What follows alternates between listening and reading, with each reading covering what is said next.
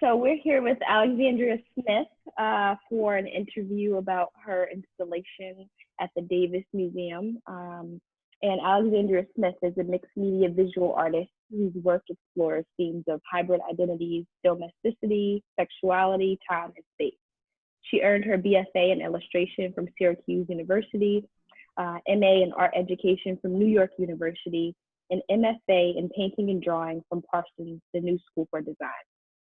Smith has explained that through interweaving memory, autobiography, and history, my mixed media work explores the transformative girlhood experiences that shape the women we become and illuminates the complexities of Black identity. And with that, we begin our interview for the Windows Invitational Seed to Harvest, an installation at the Davis Museum that documents and highlights some of the first 5 Black graduates of Wellesley College. And my first question is about the title of the work. I know you credit Octavia Butler's science fiction work for the title of the series, but can you speak more specifically about why you look to Butler for this work? I think generally speaking, I look to Butler overall, not necessarily just the Seed to Harvest series. You know, I've been reading Parable of the Sower and rereading it actually right now and getting into Parable of the Talents. And the title Seed to Harvest spoke to me mainly because of just the general theme in a lot of Octavia's work, which is about sort of looking to the past to reimagine a new future. And I mean, in light of when I created the Davis installation versus what's happening now, I mean, I feel like in many ways I was doing the same thing, you know, looking back to the past, looking back to history, trying to learn from that and come up with a new way forward. And so that's, I think a lot of Octavia's work is about Black womanhood, Black women survival. And yeah, it's definitely a looking back to move forward and you know, makes me think a lot about the Sankofa, Adinkra symbol, right? Looking back in order to move forward. So yeah, that, and then Seed to Harvest was planting that seed. Mm-hmm. Being able to, these 5 women planted that seed for all of us to be able to be at Wellesley, you attending Wellesley as a student, me being a professor, having been a professor there and having that opportunity was because our ancestors paved the way for us to have that. They planted that seed. Great, thank you.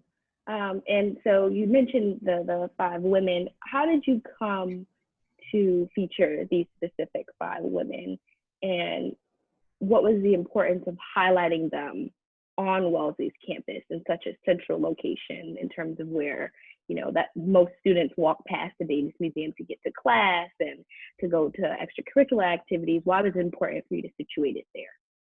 Well, Wellesley being a predominantly white institution is something that is known, but not necessarily acknowledged in the ways that I think are necessary, which is for students of color, Black students, queer students to be seen and to feel like they are visible. I didn't anticipate that the first Black graduate was all the way back in the 1800s. That's incredible.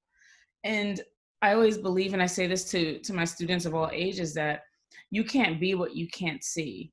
And for me, it was a way to use the windows, which, like you said, are visible. Everyone travels through that space that often, at least, you know, a few times, if not more than that, throughout the semester. And I thought it was important to highlight that history and to celebrate that history. And to create a space for all the members of the community that are marginalized, that aren't marginalized, to know that history and to be able to appreciate it, respect it, celebrate it. Absolutely, thank you. Yeah.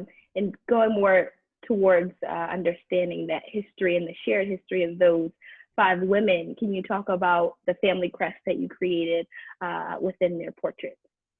Yeah, it's kind of funny. It's a little bit kismet because here I am in London, right? And family crests go back to many of the many African.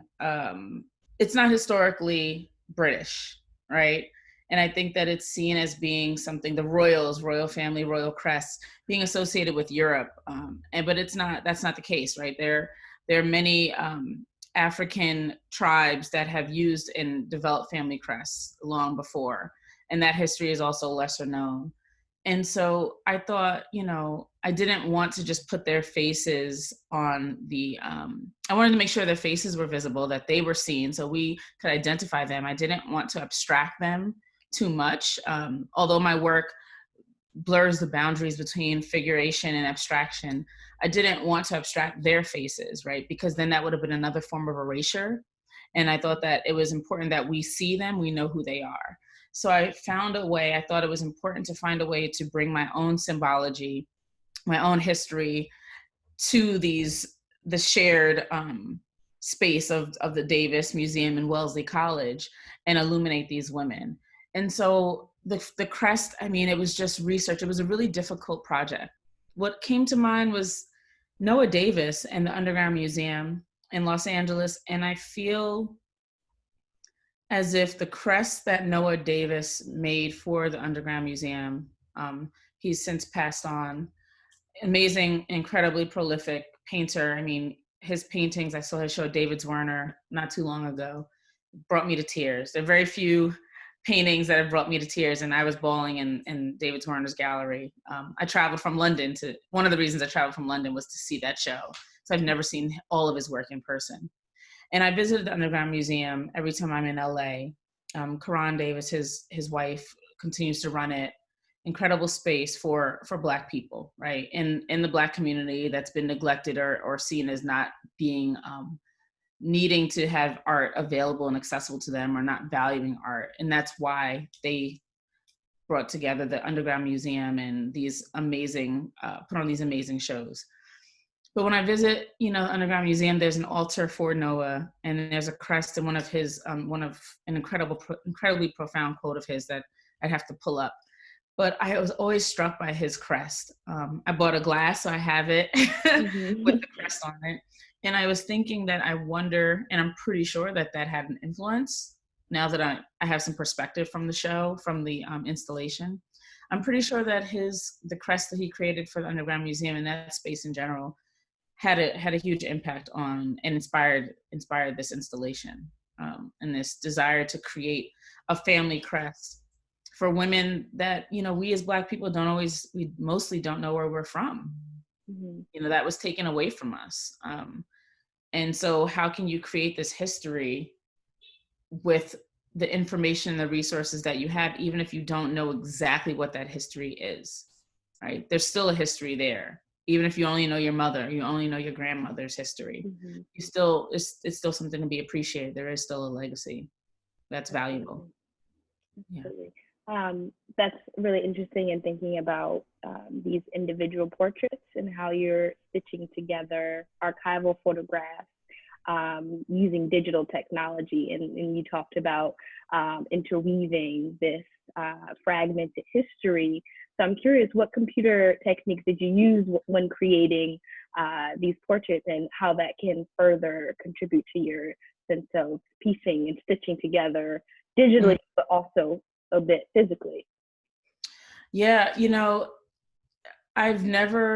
there's probably been one other occasion where I made work that in the digital realm that stayed and remained digital. I made a coloring book for the Union for Contemporary Art for a solo show that I had there at Brigitte McQueen Shoes Space in Omaha, Nebraska. And this was the second time, because I've always used digital technology. Oftentimes it's behind the scenes in the studio when I'm making a painting and I'm struggling with color, and I've worked the surface so much that I feel like I haven't resolved the issue. I'll take a photo of it and go back home, put it into the computer, work on it in Photoshop, and play around with different color combinations. I also will sometimes make digital collages because my work, I am remixing my work. I am collaging and remixing work, my own source material. My work is my source material, is what I mean to say. So I'm always doing that anyway. And sometimes I'm in a traditional way, I'm collaging, but other times I'm digitally doing it. And I'm using Photoshop and I'm using Illustrator. mostly Photoshop when I'm doing it for my own painting practice. But in this case, for this installation, it was a combination. I basically brought in, I looked at all of my paintings, looked at this folder of all this work, and I just opened and selected and opened up a bunch of paintings that spoke to me, that I felt were relevant, brought them into Photoshop, maybe changed the contrast a bit, brought it back. Then I brought it into Illustrator to create the outline. So I used the vector tool, the pen tool, to create a vector outline of the figures, and then use that to color it in. And that was a little tricky because using, drawing with a pen and these points and lines in a program doesnn't emulate the hand at all. It's very mechanical. It's not natural at all. So those were the techniques. That was the process I used. So I collaged it in Photoshop, brought it into Illustrator, traced it, and then colored it digitally. Great. Yeah. And so what was it like handling or looking at the archival materials that you used for the 5 women? I wish I had had more time to use more and to do more research. I was trying to, at the time I was still living in Wellesley, but it was right before my move. So I didn't have as much time. I had an emergency surgery that surprised me out of the blue. Thank goodness it happened then and not once I arrived in London by myself initially. So I didn't have a lot of time. I didn't have time to go to the archives, and it was during the summer.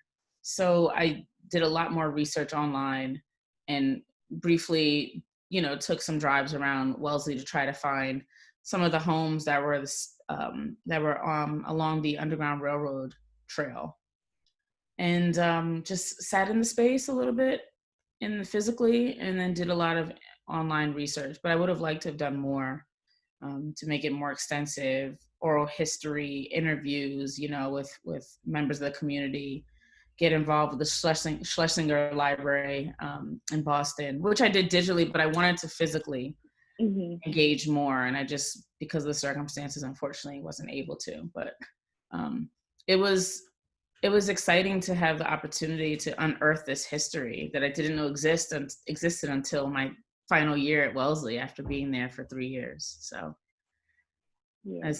I wished, and the Wellesley College magazine was helpful too. That's where I actually first found the information, initially. So I first came across some of the 5 women you featured, and I'll say their names in a bit, during a Black History Month celebration. And one of the reasons why I wanted to do this online exhibition, and one of the reasons why I appreciated your artwork, was that they were there beyond the month of February, when I find that the college celebrates its Black alumni. And I think what your installation does is make a statement that these women should be more present on campus. And when I, first came upon their portraits, it was the shock and this disappointment that I didn't know this history at my own college that so celebrates Hillary Clinton and Madeleine Albright, and these women deserve to be celebrated. So I appreciate that you made this a platform for their stories. And these impressive 5 women are Dr. Harriet Rice, class of 1887, Ethel M. Caution Davis, class of 1912, Catherine Naomi Robinson, class of 1922, Clarissa Scott Delaney, class of 1923, and Jane Bowen, class of 1928. And to transition from there, in addition to the portraits, you included a poem by one of the women, Clarissa Scott Delaney, who was a Harlem Renaissance poet.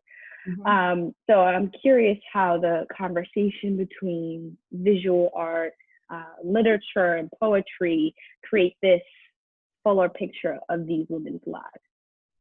Yeah, I mean, I feel like the information, the resources, like the richness of it was just gifted to me, because I couldn't have asked for a better sort of combination or platform to bring all these elements together that are integral to my practice. I mean, literature fuels and inspires my work most of the time. I mean, I think I secretly, not I think, but I did secretly and still do secretly want to be a writer. I am a little bit shyer about sharing that, you know, that part of my practice, but I do write here and there, and I read a lot. I mean, part of, if you saw our spare bedroom, it's basically a library, because that I had to make sure all my books came to London with me because it inspires me just as much, if not more so, than visual art and looking at visual art. And so I wanted to use language and words to try to encapsulate the feeling of seeing these women and learning about them that I felt, and that I hoped other people would feel as well, which, and not focusing on this trauma of our plight and the struggles that we've had, because there's so much more joy to also be celebrated. And the media doesn't show that, right? The media it tends to usually focus on the negative and not the positive, or these, you know, these struggle stories of came from nothing and became something. And that's not our story. We're not a monolith. Black people are not a monolith. There's nuance and richness to our lives and our experiences. And Clarissa's poem, Joy, was perfect for that. So I said I wanted to compositionally break up this back-to-back imagery to give viewers time to like rest and sit with each portrait. On top of that, there's so many windows. Those windows, they look like one big pane, but they're broken up into sections by a frame, right? Yeah. So I had the structural, architectural challenge of working with the window frame to figure out how to create a seamless narrative that could stand on its own individually as one work of art, right? Each pane had the strength of one work of art, but then together there was a unified wholeness to them that you could step back and see from afar.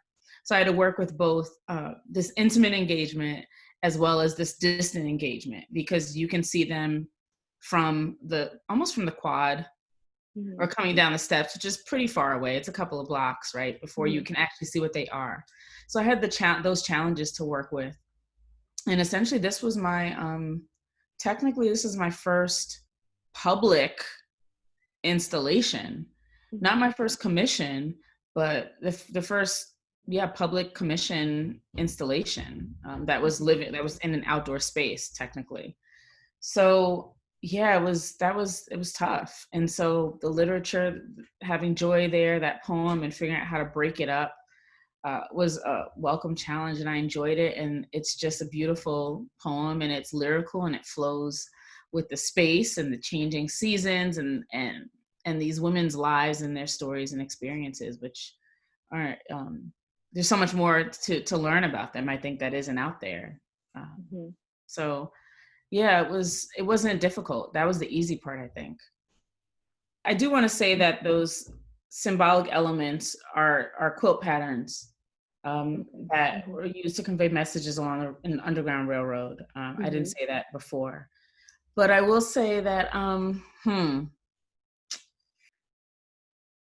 think repetition, how does repetition play into the experiences of Black women and predominantly white institutions is ultimately a question. Think that you don't see much differentiation in our experiences of feeling like we are still fighting against a system that wasn't designed for us. I mean, there are protests and rioting happening all over the globe right now. I'll be going to one on Sunday. And it's because the systems haven't changed. And so that, therefore, because the systems haven't changed, we're fighting against the same system, whether it was in the 1800s or it's 2020. It's been happening, and that's the commonality, and that's the shared sort of history that we have, regardless of where we're from generationally, when we're in these spaces that aren't for us, that aren't designed for us, that aren't always supportive of us. We're fighting that same fight all the time, and it's been happening for centuries. So repetition and triumph, I think they're inextricably linked. And repetition for me is important as also not just a painter, but a printmaker. right? It speaks to the shared identity, the shared experience that is deeply political. And it's just deeply embedded in the fabric of the worlds and the country that we're citizens of. And I think it's important to note that it's buried a little bit more. It's there's sand covering it up a little bit more now, but it's still there. Because once that sand blows away, it's still there. You're still left with the same thing, the same system that's dysfunctional and needs to be changed and broken down and reimagined. And we have our artists to thank for that, right? We have musicians, we have visual artists, we have writers, we have curators, we have folks from all creative backgrounds. That's our job, right? Is to utilize our gifts to reimagine and to highlight, illuminate what's already there, what's beneath the surface. And the blueprint is already there. We just have to follow it. So repetition, I mean, it's a deeply embedded part of who we are and what our experiences are. And predominantly white institutions and academic institutions are they're the institutionalized racism that we're talking about. It starts there. It starts in education. It starts when you look at the school to prison pipeline. And it doesn't change. It just sort of traps folks as they get older. It just manifests, and it's shifting to look like something else, but it's still doing the same thing. It still has the end result. Mm-hmm. And I think that's the biggest issue. Yes, absolutely. And and thinking about our current moment in history and everything that's happening, as you said, around the globe, I think returning to art and literature and art in the wide breadth of disciplines that exist under the umbrella term art has been one of the things that has kept me motivated and resistant and empowered by reading the words of our ancestors and people who, like these 5 women who paved the way for us to exist and continue the fight. And in thinking about that, what are the things that you will remember about these 5 women after creating this artwork? It's helped to.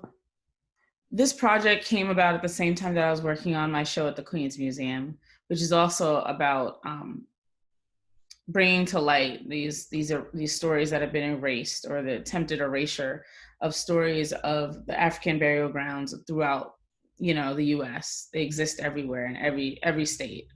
And the timing of working on both of those projects simultaneously sort of instilled this like fire, or maybe it just stoked this fire that's always been there for me, of wanting to make sure our stories are told, but not always knowing how to use my creativity to tell those stories. I don't make traditional portraiture.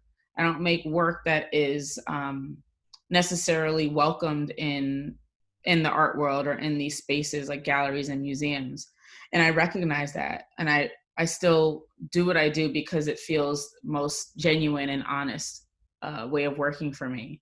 And I do believe in what I make. So it allowed me to sort of coalesce the sort of fight that I have and what I've always believed in with my creativity and my desire to step outside of my comfort zone. I mean, I always try to do something once a year that challenges me and terrifies me. And that's been happening for the past 3 or 4 years now. I've been doing that. And this terrified me because I didn't want to fail. I didn't want to let anyone down, right? I'm given this opportunity to share these inspiring stories because they inspire me, and I hope that they will inspire other people of every background, every race, right? And so the fear of failure was real. It was there. But I pushed through it. I did it even though I was afraid. And I hope, and it just it empowered me. It really did. And it's given me a lifelong project that I will continue working on for as long as I'm able. It doesn't just start and end with Davis Museum or Queens Museum. This is an ongoing body of work that may not necessarily exist in my painting practice or directly in my painting practice, but I'm working on it concurrently while working on a body of work of paintings, more traditional art making. But now I'm making installations, I'm making sculptures, vinyl digital collages that take up an entire, these huge, huge windows at this amazing institution. So it's just keeping me going, because especially now, it's like, it's really hard to hold on to hope. And that knowledge of our history and our ancestors is pushing me. It's keeping me going, keeping me fighting. And that's like what I definitely am just grateful for, because the world is essentially burning right now, and from the ashes is going to come something amazing and transformative, and hopefully create spaces for everyone, and for all Black lives to matter, trans lives, queer lives, so that's what they've given me. I'm like, oh, if you can do this in 1867. Sorry, 1887 was the 1887. I knew. I was like, I thought it was 1880s. Yeah, 1887. Thank you. I mean, it's 2020. Right. I for sure can do it, and we can do it now. And it's not just on us. It's everyone's responsibility. And I think that's the message that's important to remember. Yeah. Great. Well, thank you so much. I really appreciate chatting with you. Thank you, Elana.